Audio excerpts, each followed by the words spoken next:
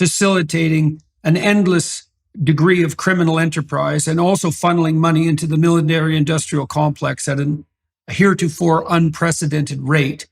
We have no vision for victory that's laid out, that's realistic in any real sense. And we also have no vision for what might constitute peace.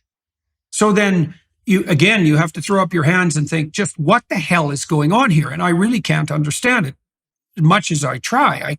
Like, what in the world are we doing? Is it truly as shallow as posturing morally in this opinion poll driven way that says, well, once again, we're champions of democracy and freedom. And, we're putting our military might behind these wonderful freedom fighters, which, as I said, are in genuinely short supply in Ukraine. It's hard for me to believe that we could possibly be that preposterously shallow and stupid, and venal and greedy as well. But it does seem to be the simplest explanation for what's going on. How do you see, the other thing I'm seeing is that we are getting dragged into the bandsaw, 1 inch of cloth at a time, right? And there's movements forward incrementally towards the abyss with the continued provision of more and more sophisticated weaponry to the Ukrainians. Now, at some point, that becomes war, and I suppose that the point of no return is reached when aircraft are being supplied, or when there's movement of NATO troops on the ground. It's something like that. How do you see this, if this doesn't cease, if it doesn't move towards peace? Even if the Ukrainians do advance and the Russians retreat, so we're winning, how do you see this war escalating in the most realistic sense over the next few months? Well, look, the early hope was that Putin would get bored, or Putin would get frustrated, or he'd get worried, and then that he would withdraw. I don't see any of this happening right now. And so unless the United States and other serious outside actors who have played a serious role in it so far dedicate their efforts to trying to resolve this, trying to achieve a peaceful resolution, it's hard for me to see how this doesn't culminate in at least a significant regional war, and heaven forbid, a world war.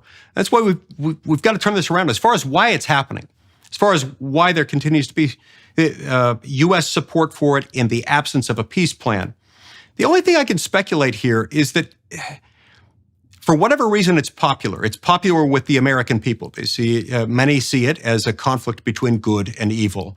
Russia is the villain. Ukraine is the innocent victim, the virtuous victim, and the United States is the hero. It can, from a vantage point thousands of miles away, use its immense force, its immense resources financially and militarily to try to influence this, supposedly without a single American life being put at risk. The problem with this narrative, this story that allows the effort to be so popular as it has been so far, is that I don't think the American people are being told the whole story. I don't think they're being adequately advised as to the risks. If you go to a doctor, you go to a surgeon who proposes a surgical intervention of some sort, usually there will be a series of benefits and risks that the doctor would weigh out with you. Going to war should involve nothing less than that, certainly. And I don't think the American press is reporting on what the risks are. Many politicians are very content. In fact, they're really eager to continue to perpetuate this villain, victim, hero paradigm because it sells. It's swelling. It rings a certain populist chord within us. But I think over time that's going to fade. It's going to fade because, among other things, we've got problems here that are becoming apparent. Jordan, last year in the United States, just 2022 alone, we lost 110,000 Americans